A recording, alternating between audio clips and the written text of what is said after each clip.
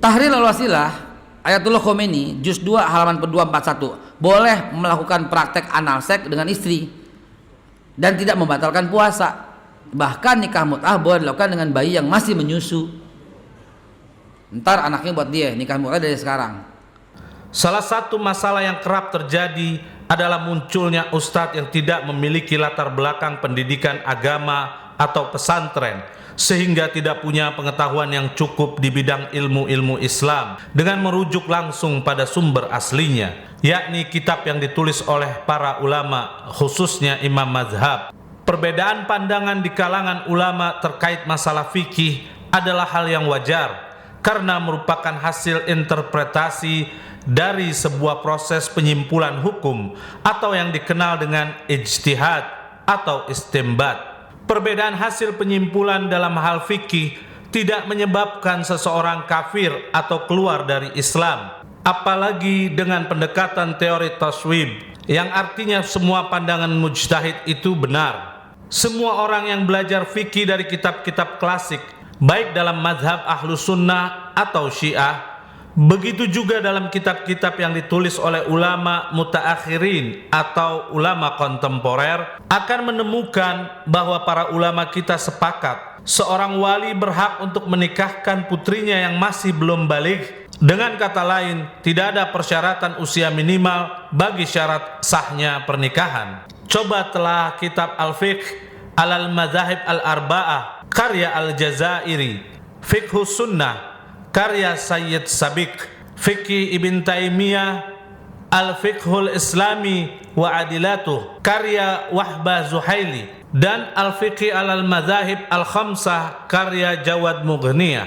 Dilakukannya akad ijab dan qabul tidak selamanya untuk tujuan bersenang-senang dan hubungan suami istri. Namun salah satu fungsi dari akad ijab qabul pernikahan adalah untuk menetapkan hubungan mahramiyah, sehingga bisa tinggal satu rumah dengan orang tuanya atau berhubungan dengan masalah warisan atau lainnya.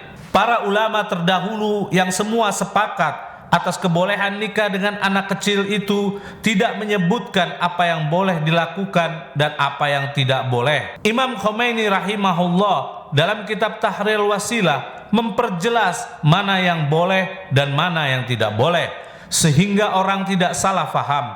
Sayangnya para penukil di dunia maya tidak menukil dengan sempurna, yakni hanya menukil yang bagian boleh saja dan tidak menukil bagian yang tidak boleh, dan bila dilakukan terdapat sanksi yang sangat berat. Yang tidak boleh adalah melakukan hubungan badan suami istri sebelum usia baligh atau haid, dan jika melakukan hingga terjadi kerusakan organ, maka ia dikenakan sanksi sebagai berikut. Wajib membayar diyah membunuh, yaitu 100 onta, kurang lebih 1.500.000.000. Menafkahinya seumur hidup, yaitu baik sudah dicerai atau tidak. Tidak boleh melakukan hubungan badan dengannya selama-lamanya. Tahrir Wasilah juz 2 bab nikah masalah 12. Menjelaskan kebolehan adalah tugas seorang faqih, tapi itu tidak meniscayakan untuk dilakukan.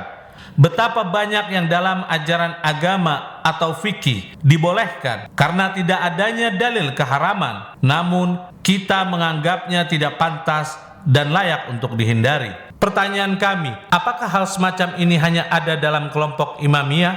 Dalam kitab Fathul Bari karya Ibn Hajar Al-Asqalani, salah satu ulama Ahlus Sunnah, jilid 9 terbitan Darul Ma'rifah, halaman 124, Ibn Hajar berkata Ibn Battal, boleh menikahkan anak kecil dengan orang dewasa menurut kesepakatan ulama, walaupun anak kecil itu masih di dalam buayan, yaitu masih bayi.